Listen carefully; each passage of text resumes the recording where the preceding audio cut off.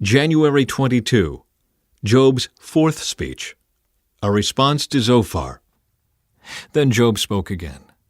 You people really know everything, don't you?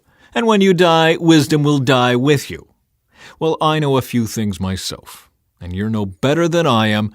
Who doesn't know these things you've been saying? Yet my friends laugh at me, for I call on God and expect an answer.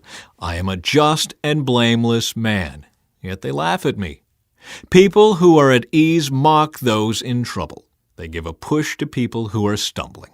But robbers are left in peace, and those who provoke God live in safety, though God keeps them in His power. Just ask the animals, and they will teach you. Ask the birds of the sky, and they will tell you. Speak to the earth, and it will instruct you. Let the fish in the sea speak to you. For they all know that my disaster has come from the hand of the Lord. For the life of every living thing is in His hand, and the breath of every human being. The ear tests the words it hears, just as the mouth distinguishes between foods. Wisdom belongs to the aged, and understanding to the old. But true wisdom and power are found in God. Counsel and understanding are His. What He destroys cannot be rebuilt. When He puts someone in prison, there is no escape. If He holds back the rain, the earth becomes a desert. If He releases the waters, they flood the earth. Yes, strength and wisdom are His. Deceivers and deceived are both in His power. He leads counselors away, stripped of good judgment. Wise judges become fools. He removes the royal robe of kings. They are led away with ropes around their waist. He leads priests away, stripped of status. He overthrows those with long years in power. He silences the trusted advisor and removes the insight of the elders. He pours disgrace upon princes and disarms the strong. He uncovers mysteries hidden in darkness. He brings light to the deepest gloom.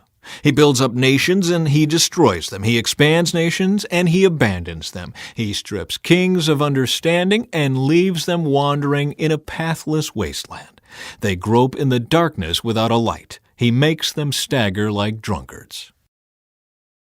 Job wants to argue his case with God.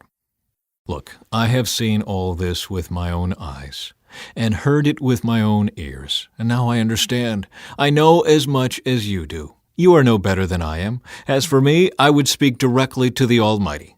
I want to argue my case with God Himself. As for you, you smear me with lies. As physicians, you are worthless quacks. If only you could be silent. That's the wisest thing you could do.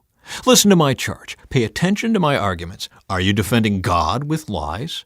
Do you make your dishonest arguments for His sake? Will you slant your testimony in His favor? Will you argue God's case for Him? What will happen when He finds out what you are doing? Can you fool Him as easily as you fool people? No, you will be in trouble with Him if you secretly slant your testimony in His favor. Doesn't His majesty terrify you? Doesn't your fear of Him overwhelm you?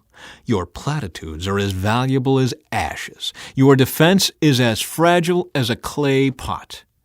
Be silent now and leave me alone. Let me speak, and I will face the consequences. Yes, I will take my life in my hands and say what I really think. God might kill me, but I have no other hope. I am going to argue my case with Him. But this is what will save me. I am not godless. If I were, I could not stand before Him. Listen closely to what I am about to say. Hear me out. I have prepared my case. I will be proved innocent. Who can argue with me over this? And if you prove me wrong, I will remain silent and die. Job asks how he has sinned. O God, grant me these two things, and then I will be able to face you. Remove your heavy hand from me, and don't terrify me with your awesome presence. Now summon me, and I will answer. Or let me speak to you, and you reply. Tell me, what have I done wrong? Show me my rebellion and my sin. Why do you turn away from me? Why do you treat me as your enemy? Would you terrify a leaf blown by the wind? Would you chase dry straw? You write bitter accusations against me and bring up all the sins of my youth. You put my feet in stocks. You examine all my paths. You trace all my footprints. I waste away like rotting wood, like a moth-eaten coat. How frail is humanity, how short is life, how full of trouble. We blossom like a flower and then wither. Like a passing shadow we quickly disappear. Must you keep an eye on such a frail creature and demand an accounting from me? Who can bring purity out of an impure person? No one.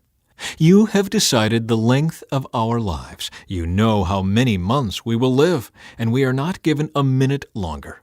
So leave us alone and let us rest. We are like hired hands, so let us finish our work in peace. Even a tree has more hope. If it is cut down, it will sprout again and grow new branches. Though its roots have grown old in the earth and its stump decays, at the scent of water it will bud and sprout again like a new seedling. But when people die, their strength is gone. They breathe their last, and then where are they? As water evaporates from a lake, and a river disappears in drought, people are laid to rest and do not rise again. Until the heavens are no more, they will not wake up, nor be roused from their sleep. I wish you would hide me in the grave and forget me there until your anger has passed, but mark your calendar to think of me again. Can the dead live again? If so, this would give me hope through all my years of struggle, and I would eagerly await the release of death. You would call, and I would answer, and you would yearn for me, your handiwork. For then you would guard my steps instead of watching for my sins. My sins would be sealed in a pouch, and you would cover my guilt. But instead, as mountains fall and crumble, and as rocks fall from a cliff, as water wears away the stones, and floods wash away the soil, so you destroy people's hope.